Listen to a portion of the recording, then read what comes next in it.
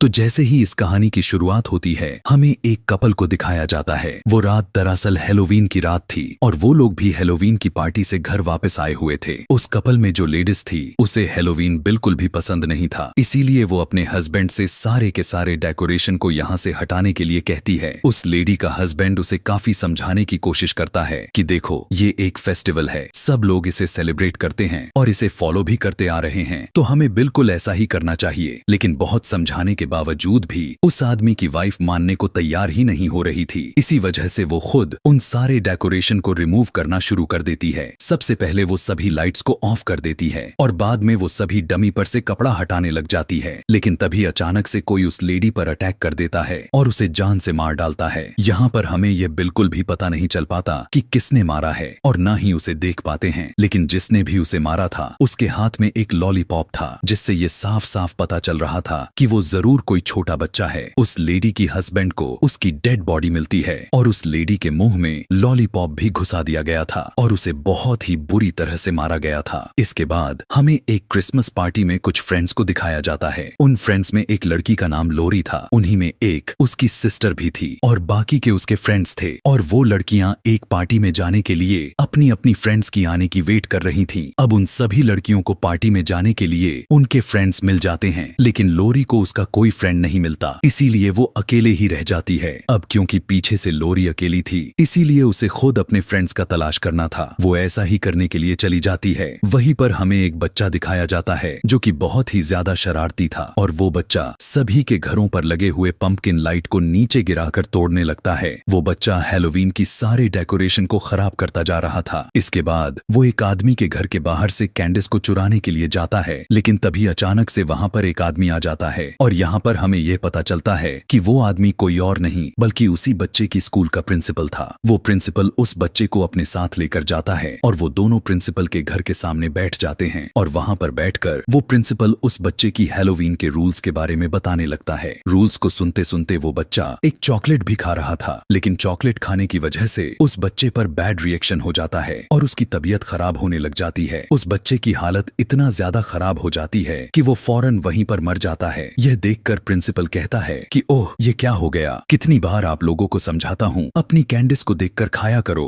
जिसके बाद वो प्रिंसिपल उस बच्चे की डेड बॉडी को कहीं पर थ्रो करने के लिए ले जा रहा था, लेकिन तभी उनके घर के सामने एक बच्चों का ग्रुप आ जाता है और प्रिंसिपल सभी बच्चों को कैंडिस देता है। उन्हीं बच्चों के पीछे एक और बच्चा खड़ा था जिसने अपने पूरे सर को ढक कर रखा हुआ था और इस बच्चे का नाम सैम था। सैम भी प्रिंसिपल से कैंडिस लेता है और वहां से चला जाता है। जिसके बाद प्रिंसिपल उस बच्चे की डेड बॉडी को अपने घर के गार्डन में लेकर जाता है। हम देख पाते हैं कि वहां पर तो पहले से ही एक डेड बॉडी और पड़ी हुई है। प्रिंसिपल उस बच्चे की डेड बॉडी को बस अभी दफनाने ही वाला था, लेकिन तभी उसका बेटा उसे आवाज लगाकर उसे अपने घर के अंदर बुलाने लगता है। प्रिंसिपल अपने बेटे से कहता है कि बेटा, मैं कुछ जरूरी काम कर रहा हूँ, इस काम को निपटाते ही ऊपर आ जाऊंगा। यह कहते ही वो प्रिंसिपल फिर से अपने काम पर लग जाता है, लेकिन इस बार उसके काम में उसका एक नेबर ही रुकावट बन जाता है। उस प्रिंसिपल के नेबर का नाम मिस्टर क्रीक था। यह देखकर प्रिंसिपल क्रीक को वहां से जाने के लिए कहता है और यहाँ पर फाइनली वो प्रिंसिपल उन डेड बॉडीज को दफनाने में कामयाब हो ही जाता है। फिर वो प्रिंसिपल अपने बेटे के पास घर के अंदर चला जाता है और उन लोगों ने अपने टेबल पर उस बच्चे की सिर को रखा होता है, जिसका साफ मतलब यह था कि वो उस पंपकिन की जगह उस बच्चे का सर को ही इस्तेमाल करने वाले थे। यहाँ पर हमें यह बात तो पूरी तरह से क्लियर हो जाता है कि वो दोनों बाप बेटे सीरियल किलर थे। कुछ देर के बाद उन्हीं बच्चों के ग्रुप को दिखाया जाता है जो कि उसी प्रिंसिपल के घर पर कैंडिस लेने के लिए गए हुए थे। वो सभी बच्चे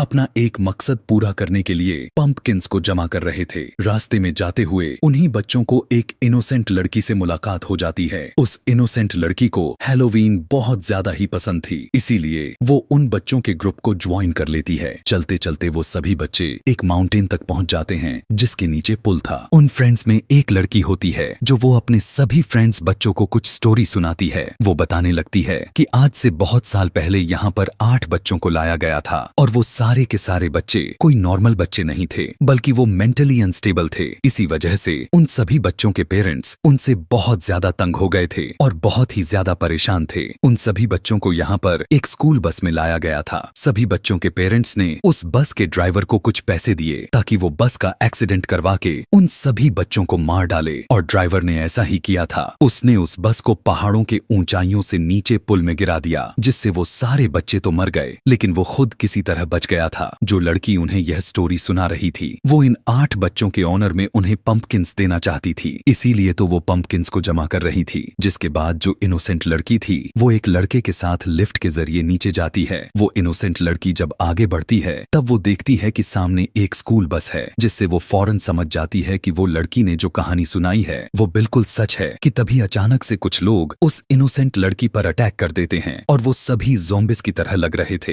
वो लड़की अपनी जान बचाने के लिए वहां से भागने लगती है लेकिन वो गिर जाती है और जब उस इनोसेंट लड़की को होश आता है तब हम यह जान पाती हैं कि वो सारे फ्रेंड्स इस इनोसेंट लड़की के साथ सिर्फ प्रैंक कर रहे थे। इस बात की वजह से उस इनोसेंट लड़की को काफी बुरा फील होता है, इसीलिए वो वापस लिफ्ट में चली जाती है। लेकिन तभी उन फ्रेंड्स को किसी की अजीब तरह का आवाज सुनाई दे पड़ती है। हम देख पाते हैं कि वही 8 बच्चे जो मेंटली अनस्टेबल थे वो फिर से जिंदा हो गए हैं, जो कि अब ज़ॉम्बी बन चुके हैं और वो उन फ्रेंड्स पर अटैक कर देते हैं। वो सभी बच्चे भागकर लिफ्ट के पास आ जाते हैं और वो इनोसेंट लड़की से कहने लगते हैं कि जल्दी से लिफ्ट का दरवाजा खोलो। लेकिन यहाँ पर वो इनोसेंट लड़की को लगने लगता है कि शायद ये लोग फिर से मेरे साथ कोई प्रैंक कर रहे हैं, इसीलिए वो उन सभी को छोड़कर ऊपर चली जाती है, जिससे वो सारे के सारे फ्रेंड्स उन ज़ॉम्बिस बच्चों के हाथों मारे जाते हैं। इसके बाद वो इनोसेंट लड़की ऊपर की तरफ आ जाती है और वहीं पर हम सैम को देख पाते हैं जो कि उस इनोसेंट लड़की को देखे जा रहा था। कुछ देर के बाद हमें एक लड़की दिखाई जाती है जिस पर एक वैम्पायर अटैक कर देता है। वो वैम्पायर आदमी उस लेडी की सारे खून को पीकर उसे जान से मार डालता है और बाद में उसे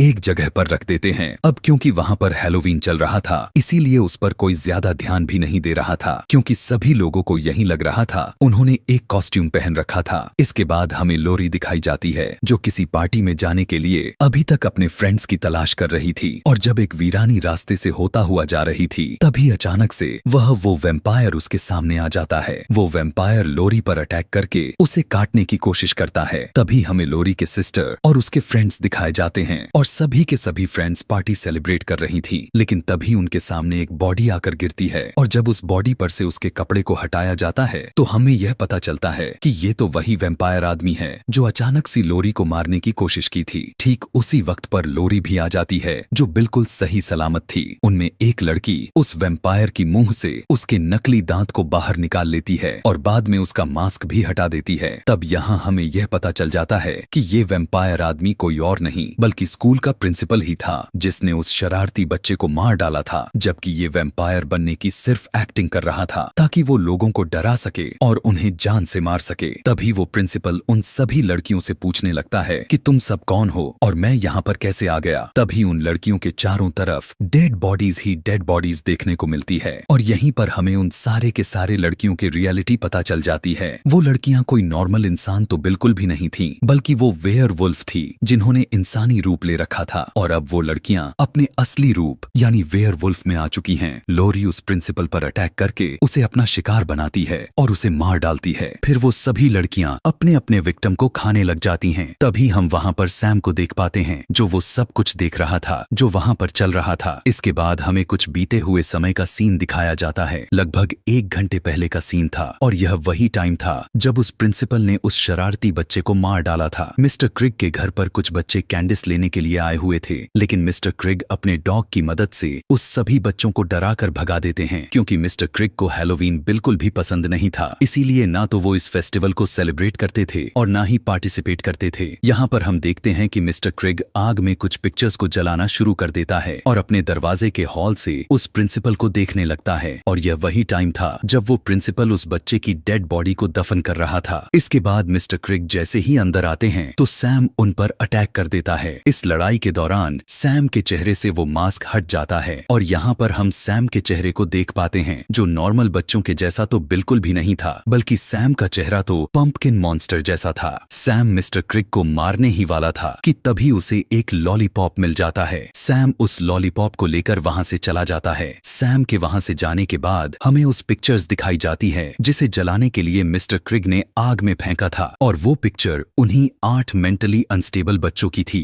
जो काफी सालों पहले ही हैलोवीन के दिन ही मरे थे। और यहाँ पर हम यह जान पाते हैं कि जो बस का ड्राइवर था वो कोई और नहीं बल्कि क्रिग ही था और यही वजह था कि मिस्टर क्रिग को हैलोवीन बिल्कुल भी पसंद नहीं था और उसी समय से मिस्टर क्रिग ने हैलोवीन हेलोवीन को सेलिब्रेट भी करना बंद कर दिया था। फिर हम दोबारा से मिस्टर क्रिक को देख पाते हैं, जो कि अब एकदम से चेंज हो गए थे, एक अच्छे इंसान बन चुके थे। इसके अलावा अब वो हेलोवीन को सेलिब्रेट भी करने लग गए थे और वो कुछ बच्चों को कैंडिस बांट रहे होते हैं। फिर मिस्टर क्रिग अपने घर के आसपास देखते हैं, उन्हें वहां पर उस प्रिंसिपल का बेटा दिखाई देता है, जो कि अपने फादर की शर्ट पहनकर बैठा हुआ था, क्योंकि उसका फादर उन वेयरवुल्फ के हाथों मारा जा चुका था और वो बच्चा अपने फादर को बहुत मिस कर रहा था। वहीं पर हमें वह इनोसेंट लड़की भी दिखाई जाती है, जो वो अकेले ही अपने घर की तरफ जा रही थी। तभी हम वहां पर उन वेयरवुल्फ लड़कियों को भी देख पाते हैं, जो एंजॉय करते हुए घर वापस आ रही थीं और अब वो अपने इंसानी रूप में आ चुकी थी। और वहीं पर उन सभी लड़कियों के साथ लोरी भी मौजूद होती है। इधर मिस्टर क्रिग सैम को नोटिस करता है। मिस्टर क्रिग देखते हैं कि सैम एक कपल को घूरे जा रहा है और ये वही कपल था जिसे हमने मूवी के स्टार्टिंग सीन में देखा था। और यहाँ पर हमें ये पता चलता है कि उस कपल में जो लेडी को मारने वाला था वो कोई और नहीं बल्कि सैम ही था। तभी तो वो उस कपल को घूर कर देख रहा था। और जैसा कि मैंने आपको यह भी बताया था कि जिसने उस लेडी को मारा था उसके हाथ में लॉलीपॉप भी था, यानी वो एक बच्चा था। और टाइम के हिसाब से सबसे लास्ट में उस लेडी का मर्डर हुआ। यह सब देखकर मिस्टर क्रिग अपने घर में चले जाते हैं और तभी उन्हें अपने दरवाजे पर किसी की आवाज सुनाई देती है। इसीलिए मिस्टर क्रिग चेक करने के लिए बाहर आते हैं। वो देखते हैं कि उनके आंखों के सामने कोई और नहीं बल्कि वही मेंटली अनस्टेबल बच्चे हैं, जो मिस्टर क्रिग से अपना बदला लेने के लिए आए हैं। और वो सारे के सारे बच्चे अब ज़ॉम्बिस बन चुके थे। वो बच्चे मिस्टर क्रिग पर अटैक करके उन्हें मार डालते हैं और इसके साथ यह कहानी यहीं पर खत्म हो जाती है। ऐसे ही और भी मूवी एक्सप्लेनेशन वीडियोस देखने के लिए कमेंट में नेक्स्ट लिखना ना भूलें। Thanks for watching.